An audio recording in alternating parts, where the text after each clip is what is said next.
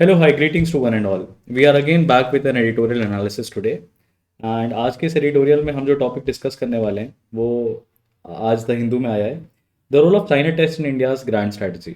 इस particular editorial में author जो कि हैप्पी मैन जैकब हैं वो समझा रहे हैं कि किस तरीके से भारत को अपनी चाइना स्ट्रैटेजी या अपने साउथ एशिया में स्ट्रॉन्ग होल्ड बनाने के लिए चाइना का जो टेस्ट है वो करना चाहिए। यानी कि हर पॉलिसी में India should take into account how to deal with China's growing presence in the Indian ocean region. दोस्तों ये किसी से छुपा नहीं है कि चाइना जो कर रहा है वो कोई नई कहानी नहीं है। It's a old age tactics. उद्देश्य वही है, तरीके और तरकीबें इन्होंने अलग चूज किए हैं। अभी पहला सवाल जो सबसे पहला हमारे सामने है वो यही है कि क्या इंडिया और चाइना एडवर्सरीज हैं। करंट टाइम्स में एडवर्सरीज का मतलब ये हुआ कि they will always stand face to face. दूसरा सवाल हमारे सामने ये आता है दोस्तों कि क्या यूनाइटेड स्टेट्स ऑफ अमेरिका क्या United states of America Pakistan को फेवर करेगा अगेंस्ट इंडिया। अगर इंडिया के खिलाफ पाकिस्तान को कुछ अमेरिका कुछ करना है तो वो पाकिस्तान का फेवर करेगा। क्या इसमें हम चाइना का इंटरप्ले समझ सकते हैं। तीसरा सवाल जो हमारे सामने दोस्तों आता है वो ये आता है कि क्या एलएसी पे जो कांड हुआ था, जो एग्रेशन हुआ था इंडिया चाइना के बीच में, क्या वो वापस से रिपीट हो सकता है। और अगला सवाल जो ऑथर समझाएंगे हमें, how should India balance west and the east. इस दौर में इंडिया चाइना और रशिया और अमेरिका और सबके इंटरेस्ट को कैसे बैलेंस कर सकता है। तो किस तरीके से भारत अपने इंटरेस्ट को बैलेंस करेगा वर्सेस उसके प्रिंसिपल कॉन्ट्रडिक्शंस, यानी बेसिक दिक्कतें उसकी क्या हैं, उनको बैलेंस करना है चाइना टेस्ट के माध्यम से। ऑथर हमको यहाँ पे यही समझा रहे हैं। Kindly pardon me. और अल्टीमेटली ऑथर हमको यहाँ पे ये समझा रहे हैं कि आखिरकार चाइना चाहता क्या है और क्यों चाहता है कि इंडिया जो है सबके साथ रिश्ते नाते ख़त्म कर दे अपने और कॉर्नर हो जाए। तो ये सब पूरा जो मुद्दा है ये सिर्फ इंडिया की ही बात नहीं है, ये बात है पॉलिसी मेकिंग की, ये बात है स्ट्रैटेजिक डिसीजन मेकिंग की, जिसके ऊपर हम यहाँ पे डिस्कशन करने वाले हैं। तो इस एडिटोरियल का इंपॉर्टेंस ये है। और अब हम एडिटोरियल की तरफ बढ़ते हैं। Let's move to the editorial part. Now author starts with this particular paragraph कि अगर प्रिंसिपल कॉन्ट्रडिक्शंस को हम डिटरमाइन करें तो वो बेसिकली स्ट्रैटेजिक प्रायोरिटीज को डिटरमाइन करने में हेल्प करती है। तो अगर आपको स्ट्रैटेजिक प्रायोरिटीज डिसाइड करनी है तो पहले तो आपको ये डिफाइन करना पड़ेगा कि आपके प्रिंसिपल कॉन्ट्रडिक्शंस क्या हैं। और प्रिंसिपल कॉन्ट्रडिक्शंस होते क्या हैं, तो ऑथर ही समझाता है किसी भी इंडिविजुअल के या ऑर्गेनाइजेशन के लिए सबसे बड़ा चैलेंज होता है। क्यों? क्योंकि उसको अपनी फ्यूचर चॉइसेस और उसके आउटकम्स जो हैं वो कि अपने प्रिंसिपल कॉन्ट्राडिक्शंस, यानी जैसा आप चाहते हो चीज़ें वैसी नहीं हैं, तो वो मेन बातें क्या हैं, तभी आप उन चीज़ों को अपने हिसाब से बनाने के लिए डिसीजन ले पाओगे। और यहाँ पे ऑथर कहते हैं कि प्रिंसिपल कॉन्ट्राडिक्शन ये यूजफुल तरीका है अपनी डिसीजन मेकिंग को ऑप्टिमाइज करने का, प्रायोरिटाइज करने का। ठीक है। अब यहाँ पे उन्होंने कहा कि हो सकता है कि इंडिया के पॉलिसी मेकर्स ने ऐसा ना किया हो, लेकिन चाइना जो है करंट टाइम्स में इंडिया का प्रिंसिपल कॉन्ट्राडिक्शन है। उसके अलावा अगर हम किसी भी चैलेंज को देखें तो वो क्या हो जाते हैं हमारे लिए, सेकेंडरी कॉन्ट्राडिक्शंस हो जाते हैं।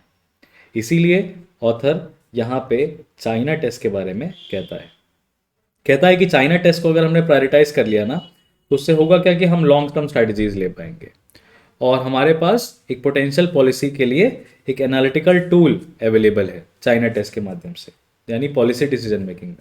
अब हमको कोई चीज़ अगर समझनी है तो हम इस डायनेमिक्स से, इनके डायनेमिक्स से, इन चार देशों के डायनेमिक्स से समझ सकते हैं। We can understand it from the dynamics of these 4 countries that are there. अब इंडिया को एक बार के लिए आप इमेजिन करिए यूएसए के साथ। ये किस रीजन में आपको किस जगह पे दिखाई देता है। India is engaging with America in basically Quad. Now Quad you know is about Indo-Pacific security. Quad it is Indo-Pacific security. Indo Pacific security की अगर हम इंडिया और यूएसए अपना आपस में रिश्ता बढ़ाएंगे तो बात सिर्फ इंडिया और सिर्फ इंडो पैसिफिक की नहीं है, बात यहाँ पे छुपी हुई है ताइवान की भी। तो भारत कहीं ना कहीं अमेरिका का इनडायरेक्टली सपोर्ट कर रहा है ताइवान के मुद्दे में। और इस केस में चाइना क्या करेगा, चाइना म्यांमार के साथ एक्टिवली इंगेज करेगा। चाइना जब म्यांमार के साथ एक्टिवली इंगेज करेगा क्यों करेगा? क्योंकि देखिए Myanmar plus Sri Lanka plus Pakistan, यानी कि ये तीन देश अगर चाइना के पास आ गए तो चाइना के पास क्या कंट्रोल हो जाएगा सर? इंडियन ओशन रीजन का। पर अगर चाइना के पास इंडियन ओशन का रीजन कंट्रोल हो जाएगा तो रशिया कहाँ चाहेगा? रशिया के साथ सबसे बड़ा प्रॉब्लम ज्योग्राफी का ही तो है। क्या रशिया चाहता है चाइना के साथ कि चाइना इंडियन ओशन रीजन में पूरी तरीके से अपना वर्चस्व फैला ले? ऐसा रशिया भी नहीं चाहता है। Russia also does not want China कि वो पूरी तरीके से अपना एंगेजमेंट बढ़ा ले। ऐसे में इंडिया ने चाइना के रशिया के साथ अपना रिलेशन पॉजिटिव बना के रखा हुआ है। पर जब इंडिया का रिलेशन रशिया के साथ पॉजिटिव बन रहा है और चाइना एक तरीके से अपनी औकात में है, ये कह सकते हैं बैलेंस्ड है, तो उस केस में अब यूएसए जो है वो हमसे डिस्टेंस होगा, क्योंकि यूएसए और इनके रिलेशंस तो नहीं बनने वाले। तो यूएसए कॉर्नर करेगा, और जब यूएसए इंडिया को कॉर्नर कर रहा है तो यूएसए किसको सपोर्ट करेगा? यूएसए सपोर्ट करता है पाकिस्तान को। क्यों? क्योंकि ऐसा नहीं है कि उसको उसको तकलीफ है, क्योंकि रशिया का जो दुश्मन है वो यूक्रेन है। यूक्रेन को सपोर्ट करने सबको पता है कि यूएसए आ रहा है, आ रहा है। तो जब यूक्रेन को भारत सपोर्ट नहीं कर रहा है तो भारत रशिया को कर रहा है। इसी तरीके से इंडिया पाकिस्तान का भी कश्मीर मुद्दा है, तो यूएसए पाकिस्तान के साथ एंगेज करता है, जिसको कि हमारे फॉरेन मिनिस्टर ने काफी क्रिटिसाइज किया।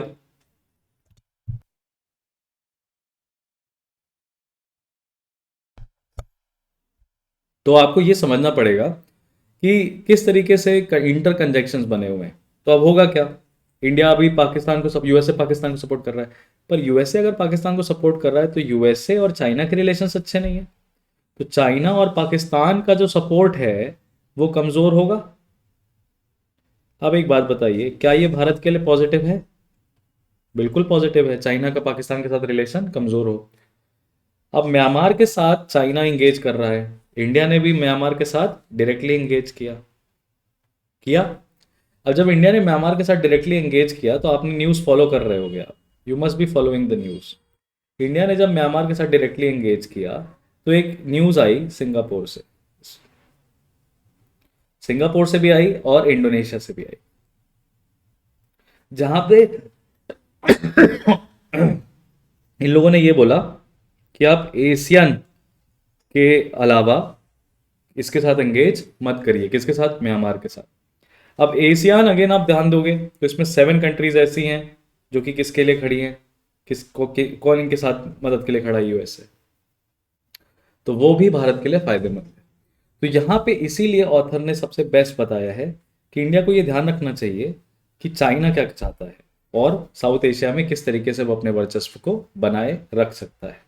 फर्दर चाइना एक लॉन्ग टर्म प्रॉब्लम है, इसीलिए भारत को चाइना पे ज्यादा फोकस फिलहाल में करना पड़ेगा।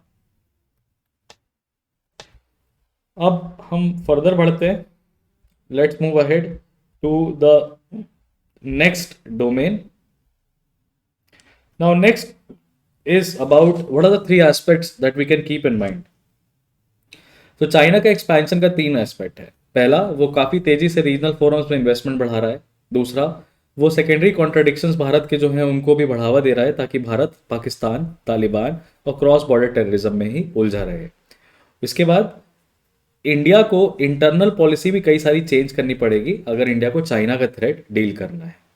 तो ये 3 एस्पेक्ट्स हैं जहां पे चाइना का एक्सपेंशन सपोर्ट हो रहा है और इंडिया को उसको रोकने की कोशिश करनी चाहिए। इंडिया की जो मदद कर सकता है वो अमेरिका कर सकता है, डायरेक्टली नहीं इनडायरेक्टली, यानी हम अमेरिका के साथ साउथ एशिया में अपने एंगेजमेंट्स को बढ़ाएं और अमेरिका को भी अर्ज करें कि वो हमारे माध्यम से साउथ एशिया में एंगेज करे। लेकिन अगर इंडिया ने ऐसा किया तो इंडिया के हो सकता हो कि बॉर्डर टेंशन बढ़ जाएं चाइना के साथ, क्योंकि ये देखा गया था कि एलएसी का मुद्दा इसीलिए आया था क्योंकि भारत अमेरिका के नज़दीक जा रहा था। लेकिन इंडिया को एक तरीके से पाकिस्तान के साथ अपना जो डिप्लोमेटिक रिलेशंस है उसको मैच्योरली हैंडल करना पड़ेगा और इंडिया को चाइना के साथ भी एक एक डिप्लोमेटिक रिलेशंस मैच्योरली स्टैब्लिश करना पड़ेगा। और वो आई थिंक कर भी रहे हैं मिलिट्री जनरल्स आपस में। अमेरिका अगर पाकिस्तान को सपोर्ट करता है तो इसमें भारत को घबराना नहीं चाहिए, क्योंकि ये भारत के लिए पॉजिटिव है। क्यों है? क्योंकि चाइना कभी भी इस सिचुएशन में पाकिस्तान को कंप्लीटली इन्फ्लुएंस नहीं कर पाएगा। और जहां तक रही बात रशिया यूक्रेन की, जहां तक इट्स अबाउट रशिया यूक्रेन, तो यहाँ पे हमें साफ साफ पता है, ऑथर कह रहे हैं कि इंडिया को कंप्लीटली ब्रेक अवे नहीं होना चाहिए। किसके साथ? India should not completely break away, India should not completely break away from Russia, क्योंकि अगर इंडिया कंप्लीटली रशिया से ब्रेक अवे हो जाता है तो यूएसए जीत जाएगा, और जब यूएसए जीत जाएगा तो रशिया हार जाएगा, और फिर रशिया इंडिया की तरफ नहीं, रशिया चाइना की तरफ अपना रुख बढ़ाएगा। भले ही रशिया खुद नहीं चाहता कि चाइना पूरी तरीके से इंडियन ओशन रीजन में अपना वर्चस्व फैला ले, लेकिन फिर भी रशिया चाइना की तरफ मूव कर सकता है। तो लास्ट में जब ऑथर आ रहे हैं तो वो यही समझा रहे हैं कि नई दिल्ली को जो अपना मैसेज फ्रॉम चाइना टेस्ट है वो स्ट्रेट फॉरवर्ड रखना चाहिए। क्या? कि अगर स्मार्ट बैलेंसिंग चाहिए साउथ सदर्न एशिया में चाइना की, तो इंडिया को अपनी ग्रैंड स्ट्रेटेजिक प्लानिंग और डिसीजन मेकिंग में इन बातों का ध्यान रखना पड़ेगा। इसीलिए हम मॉस्को, क्योंकि चाइना के नज़दीक होना नहीं चाहता है, इसीलिए हम न्यू दिल्ली को मॉस्को के साथ कभी भी टर्न अवे नहीं करेंगे, क्योंकि सेंट्रल एशिया में फिर मॉस्को और चाइना दोनों को मिलके पकड़ मिल जाती है। तो हर कंट्री के एस्पेक्ट में इंडिया को चाइना का टेस्ट लगाना ही पड़ेगा, अगर वो चाहता है कि साउथ एशिया में उसका प्रोमिनेंस, उसका एमिनेंस जैसा था वैसा बना रहे। तो this was Harshvardhan Tripathi in a brief editorial analysis on what could be the India's grand strategy in South Asia and how China test is going to solve the problem. आपको एडिटोरियल कैसा लगा आप कमेंट सेक्शन में हमें ज़रूर बताइएगा। I'll see you guys with another explanation.